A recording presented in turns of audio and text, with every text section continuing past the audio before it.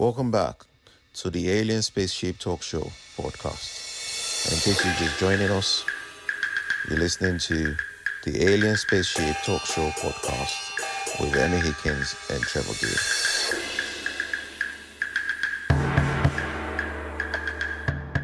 Section there with, of all people, Alexander Graham Bell, who actually features strangely in one of my songs, because right. Alexander Graham Bell, the man who invented the telephone, of course. Anyway, he then put them in touch with somebody at the school which was related to this Laura Bridgman, and the school then recommended a lady who was about 20 then.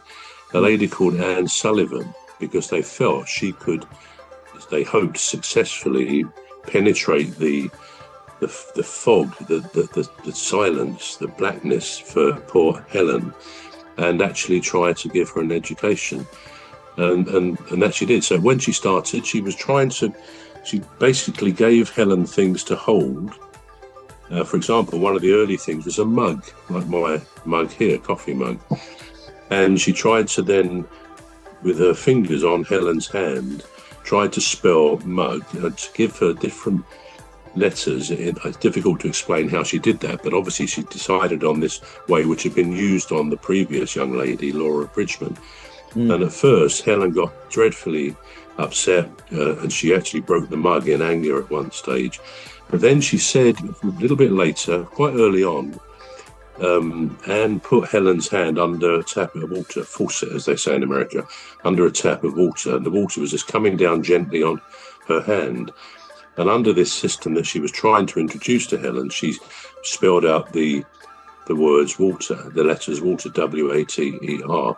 And it was like it was an epiphany. And Helen herself said in her autobiography that suddenly, she said, it was wonderful. There was a breakthrough. I realized that what was this beautiful liquid coming on my hand had a name, and then she related it. And she said it was the birthday of her soul. That was her phrase, because she felt she was communicating. She was remembering previous thoughts she had. I mean, this gets into a very complicated area, trying to understand just how this Anne Sullivan penetrated.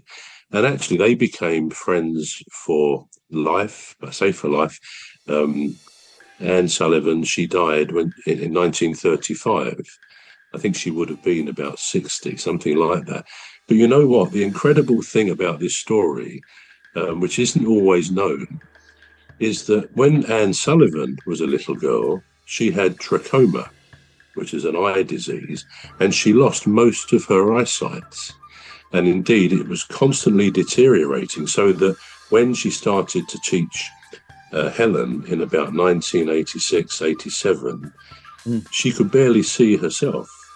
And as I say, a few years later, I forget how old she was, but 4 or 5 years later, she lost her sight completely.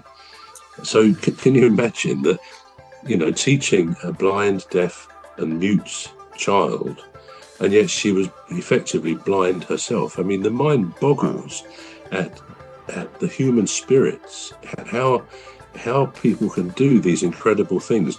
But to just go on a little bit about Helen Keller, she wrote her autobiography in 1903. So she was born in 1880, so she would have been 23. And actually, I don't know whether you can see it there, but it's a very thin book. That's her autobiography. It is the most magnetic book. You can't put it down when you start reading it. It's her story of how she dealt with this incredible illness, which, incidentally, some doctors nowadays think it was either meningitis that she had, or it could have been scarlet fever, because that was a very dangerous illness in those days as well. But anyway, Helen wrote that book. And to sort of cut a long story short, in her lifetime, when she died in 1968, so she would have been 88, but she wrote 14 books. She traveled the world lecturing on and speaking up for blind people, blind deaf people, and all those handicaps. And she was a great advocate, raising millions of pounds in America and abroad for those causes. She was a fantastic woman, and as I say, an incredible an incredible example of what the human spirit can do.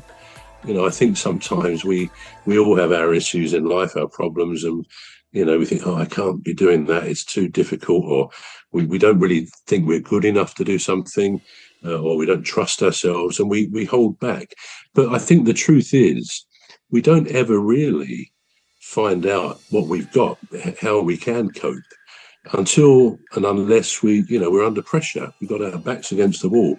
I think a lot of people have said, not much good comes out of the comfort zone. You know, we all tend to want to stay in our comfort zones. But what stories like Helen Keller's tells me and tells us, I think, is we've really got to reach out. She, in her talks around the world and in her books, there's not a trace of self-pity, of I've had it tough, whatever. This woman was blind and deaf and dumb. We're going to take a short break now. We're back shortly. You've been listening to the Alien Spaceship Talk Show with Trevor and Emmy Hikins. The Alien Spaceship Talk Show podcast is looking for sponsors. If you're a company out there looking to spread the word about the products and services you provide, please get in touch with Deepstuff Radio Podcast on info@deepstuffrecords.com, or to use the contact form on our website to contact us, please visit radio.deepstuffrecords.com. Also, if you're looking to get involved on the Alien Spaceship Talk Show podcast, reach out via our Deepstuff Radio Facebook page. Thank you.